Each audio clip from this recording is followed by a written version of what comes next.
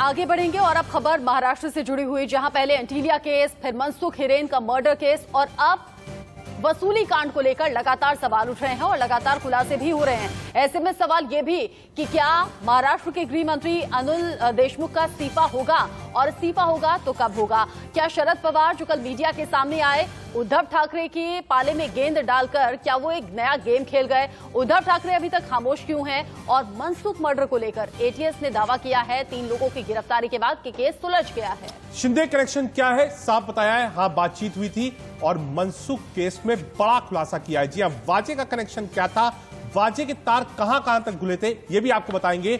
वसूली गैंग में और कौन कौन है? जो चिट्ठी आई है पूर्व पुलिस कमिश्नर की, वो चिट्ठी का विस्फोटक क्षमता क्या क्या है, यह भी आपको बताएंगे। क्या महाराष्ट्र में शिवसेना वर्सेस एनसीपी हो गया है? एक तरफ शरद पवार यानी पावर हाउस और दूसरी तरफ उद्धव ठाकरे। ऐसा लग रहा था कि शायद शिवसेना किनारा कर ले या फिर एनसीपी की नाराजगी कहीं महाराष्ट्र सरकार पर भारी ना पड़ जाए, लेकिन कल शरद पवार जो मीडिया के सामने आए तो बहुत सी बातों पर विराम लगा दिया। फिलहाल के लिए कहा सरकार पर कोई खतरा नहीं है। और इसी बीच बड़ी खबर, मनसुख मर्डर केस में बहुत बड़ा खुलासा हुआ है। एटीएस को 27 फरवरी की ऑडियो रिकॉर्डिंग मिली है जिसमें मनसुख ने अपने भाई विनोद से बात की थी। स्कॉर्पियो केस में स्टेटमेंट देने के बाद की बातचीत है। वाजे स्कॉर्पियो चलाता था, ये बता दिया, ये कहना है विनोद का। मैंने सचिन वाजे का नाम नहीं लिया, ये कहना है मनसुख हिरेन ने अपने भाई विनोद से बातचीत की थी और स्टेटमेंट देने के बाद अगर दोनों के बीच में बातचीत हुई थी और वो ऑडियो रिकॉर्डिंग सामने आती है तो कई बड़े खुलासे होने की उम्मीद है। प्रीति सोमपुरा ज्यादा अपडेट के साथ जुड़ गई है इसी खबर पर हमारे साथ। प्रीति, ऑडियो रिकॉर्डिंग में क्या क्या है? देखिए, इंडिया न्यूज़ के हाथ में जो है एक्सक्लूसिव जानकारी निकली है। जो ऑडियो क्लिप जो है एटीएस के पास में है, उसमें जो जानकारी जो हमें मिली है उसके मुताबिक 27 फरवरी की रात को जो है दोनों भाइयों के बीच में बातचीत हुई थी, मनसुख हिरेन और उनके भाई विनोद के बीच में। उसमें साफ तौर पे जो है मनसुख ये बोलते हुए सुनाई दे रहा है कि ये जो है मैंने सचिन वाजे का नाम नहीं लिया है, जबकि स्कॉर्पियो गाड़ी सचिन वाजे ही चला रहे थे। यानी कि जो है सचिन वाजे को बचाने की कोशिश जो है मनसुख हिरेन करते नजर आ रहे हैं, लेकिन उनको पता नहीं था, जब उन्होंने अपने भाई से बात की तब उनको पता नहीं था कि उनकी भी हत्या इस मामले में कर दी जाएगी। ना सिर्फ इतना ही बल्कि ये ऑडियो जो है एटीएस के हाथ लगा है और जो जानकारी इंडिया न्यूज़ के पास है, सिर्फ और सिर्फ इंडिया न्यूज़ के पास में है, दोनों भाइयों के बीच में करीब जो है 7 मिनट तक बात हुई थी। रात में करीब 9:30 बजे जो है दोनों भाइयों के बीच में 7 मिनट तक बात हुई। इसमें साफ तौर पर मनसुख ये कहते हुए सुनाई दे रहे हैं कि मैंने सचिन वाजे का नाम नहीं लिया। अब सवाल ये उठता है कि क्या सचिन वाजे ने उन पर दबाव बनाया था कि जो वो स्टेटमेंट दे, पुलिस को स्टेटमेंट दे, उसमें ये ना बताए कि वो स्कॉर्पियो गाड़ी जो है वो खुद चला रहे थे। जो बातचीत हुई उससे साफ तौर पे लगता है कि सचिन वाजे ने जो है काफी दबाव मनसुख के ऊपर बनाया था। प्रीति एक्सक्लूसिव जानकारी दे रही है और प्रीति बता रही है कि सिर्फ इंडिया न्यूज के पास ये ऑडियो है जिसमें मनसुख हिरेन ने अपने भाई विनोद से बात की थी और मनसुख हिरेन जो कि स्टेटमेंट देने के बाद अपने भाई से बात कर रहे थे, कहा मैंने स्टेटमेंट दे दिया है लेकिन मैंने नहीं बताया कि स्कॉर्पियो सचिन वाजे चलाते हैं, इस्तेमाल करते हैं। मतलब सचिन वाजे को सीधे सीधे बचाने की कोशिश मनसुख हिरेन की तरफ से हुई थी। प्रीति, आप रहिएगा हमारे साथ। महाराष्ट्र के गृह मंत्रालय से इस वक्त एक बड़ी खबर आ रही है। फरवरी में देशमुख और वाजे की मुलाकात हुई थी। इस वक्त की बड़ी खबर आपको बता दें, देशमुख और वाजे की मुलाकात हुई थी 1 और 2 फरवरी को नागपुर में थे देशमुख, ये कहना है गृह मंत्रालय का।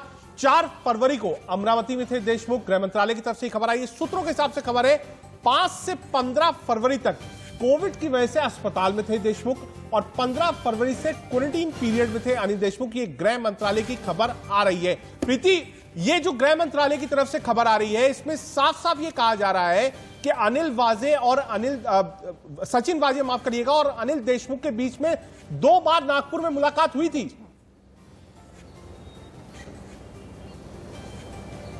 जी, क्योंकि जिस तरीके की जो खबर आ रही है उसके मुताबिक जो है जो आरोप परमवीर सिंह ने लगाया उसमें साफ तौर पे कहा है कि जो है ज्ञानेश्वरी बंगलो जहां पर अनिल देशमुख रहते हैं, सरकारी बंगलो है, वहां पर बार बार जो है उन्होंने फरवरी एंड में जो है सचिन वाजे को बुलाया था और 100 करोड़ की फिरौती की मांग की थी। वहीं उन्होंने परमवीर सिंह का दूसरा आरोप था ये था कि एसीपी पाटिल और डीसीपी जो भुजबल को भी बुलाया गया था उनके सरकारी निवास स्थान के ऊपर।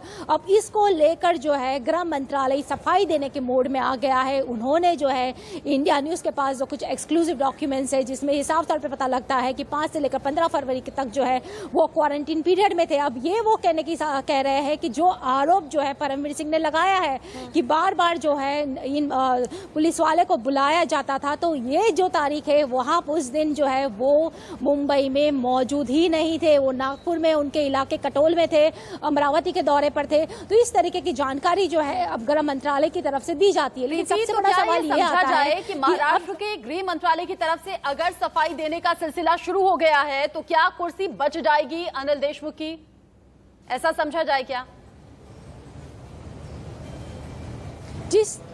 जिस तरीके से दस्तावेज आज हमारे हाथ में लग गए जो गृह मंत्रालय की ओर से रिलीज किए, तो साफ तौर पे लग रहा है कि अनिल देशमुख को भी यही लग रहा है कि उनको जो है उनकी कुर्सी जा सकती है, क्योंकि जिस तरीके से जो है एनसीपी में भी 2 खेमे में बढ़ गई है। एनसीपी शरद पवार और जयंत पाटिल का ये मानना है कि अनिल देशमुख को इस्तीफा नहीं देना चाहिए। वहीं दूसरी ओर उप मुख्यमंत्री जो है अजीत पवार और एनसीपी के दिग्गज नेता दिलीप वलसे पाटिल का कहना है कि जिस तरीके से ये विवाद चल रहा है, जिस तरीके से अब राष्ट्रपति शासन की मांग उठ रही है महाराष्ट्र में, जिस तरीके से मुद्दा जो है बीजेपी उठा रही है, जगह जगह आंदोलन चल रहे हैं, तो अगर ये विवाद को शांत करना है तो अनिल देशमुख को इस्तीफा देना होगा। लेकिन जो सूत्रों की तरफ से हमें जो जानकारी मिल रही है उसके मुताबिक जो है शरद पवार बीच का रास्ता निकाल सकते हैं और अनिल देशमुख का जो गृह मंत्रालय है वो दिलीप वलसे पाटिल को दे सकते हैं और अनिल देशमुख को फिलहाल जो है कोई दूसरा मंत्रालय दे सकते हैं। प्रीति एक्सक्लूसिव जानकारी दे रही है और प्रीति लगातार एक्सक्लूसिव जानकारी हम तक पहुंचा रहे हैं। दर्शक हमारे साथ बने हुए हैं। प्रीति, आप भी हमारे साथ रहिएगा, क्योंकि अब अनिल देशमुख की तरफ से सफाई देना, गृह मंत्रालय की तरफ से सफाई देना, मतलब साफ है कि महाराष्ट्र सरकार अपनी तरफ से कोशिश कर रही है कि इन तमाम विवादों से निकला जा सके, बचा जा सके। जैसे कि परमवीर सिंह की चिट्ठी में ये आरोप लगाया गया था कि अनिल देशमुख के कहने पर 100 करोड़ वसूली 1 महीने के लिए हमें टारगेट दिया जाता था, उसी पर सचिन वाजे काम कर रहा था। गृह मंत्रालय कह रहा है इस डेट में तो अनिल देशमुख थे ही नहीं, आखिर बात कैसे होगी, आखिर मुलाकात कैसे होगी? अब अनिल देशमुख पर शरद पवार अलग गेम खेलते हुए नजर आए, कह दिया कि ये पूरा अधिकार उद्धव ठाकरे के पास है, इस्तीफा लेना है या फिर नहीं। हाँ, विचार विमर्श करेंगे, बातचीत करेंगे, लेकिन फैसला उद्धव ठाकरे का होगा। और प्रीति बता रही है अनिल देशमुख की जिम्मेदारी बदली जा सकती है।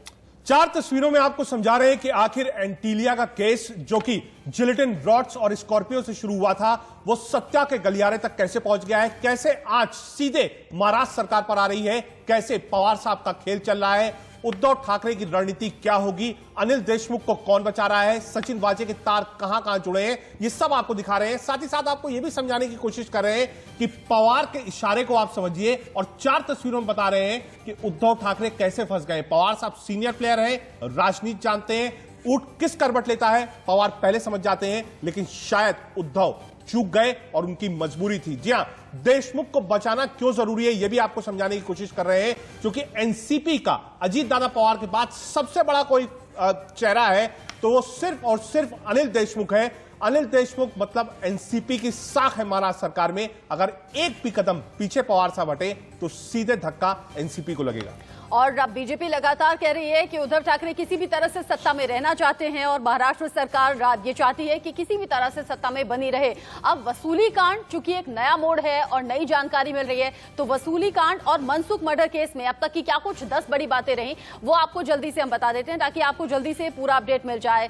40 घंटे बाद भी अब तक अनिल देशमुख का इस्तीफा नहीं हुआ है, ये बड़ी बात है। शरद पवार ने गेंद उद्धव ठाकरे के पाले में डाल दी है। अब उद्धव ठाकरे इस पर फैसला क्या लेंगे इसके लिए इंतजार करना होगा। अनिल देशमुख के इस्तीफे को लेकर शिवसेना और एनसीपी आमने सामने भी नजर आ रही हैं। सुबह 11 बजे कमिश्नर के साथ बीजेपी नेताओं की भी मुलाकात तय है। एटीएस का मनसुख हिरण के कत्ल की गुत्थी सुलझाने का दावा आया है। इसी बीच में दावा किया है कि हमने सुलझा लिया है। सस्पेंडेड कांस्टेबल और एक बुकी अरेस्ट हुए इस पूरे केस में। इस बीच सस्पेंडेड कांस्टेबल के नाम विनायक शिंदे और नरेश धारे हैं। कहा यह जा रहा है कि वाजे ने ही विनायक शिंदे का नाम लिया और उसके आधार पर जांच आगे बढ़ी, गिरफ्तारी हुई। सचिन वाजे ने विनायक शिंदे का नाम कबूल किया और ये बताया कि कैसे ऑर्डर दिया था। मुंब्रा की खाड़ी में 5 मार्च को मनसुख हिरेन का शव मिला था, उसके बाद ही जांच को आगे बढ़ाया गया। जहां इन ग्राफिक्स के जरिए आपको समझा रहे हैं कि अब तक का अपडेट्स क्या है और क्या क्या काम हुआ है।